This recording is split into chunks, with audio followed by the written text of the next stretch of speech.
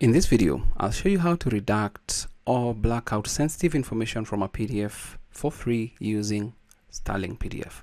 Welcome to this video. My name is David and I hope you're well wherever you are around the world.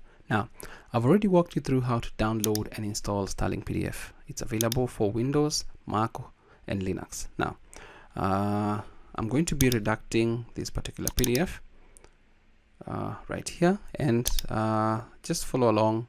And more or less redacting is making sure that nobody can see the contents of that particular PDF. So I'll just open up Stirling PDF right there, and once it's open I can just navigate to the folder with the PDF I want to redact, drag it right there.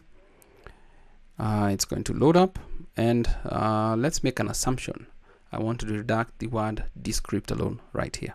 So I'm going to come to the recommended section on my right, and you'll see the option to redact. If you can't see it here, you can also search for tools right there, but I'll click on it, redact.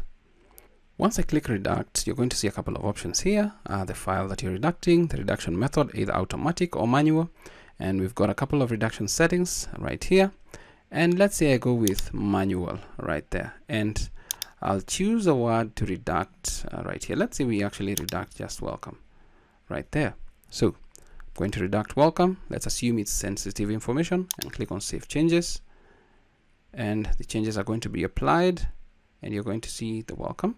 And then I'll click on save as, and then I'll make sure I save it as underscore redacted and click on save. I'll close this out. Discard changes and close, because we already have a new file called redacted, and just open it up and then scroll down, and then you'll see welcome is redacted.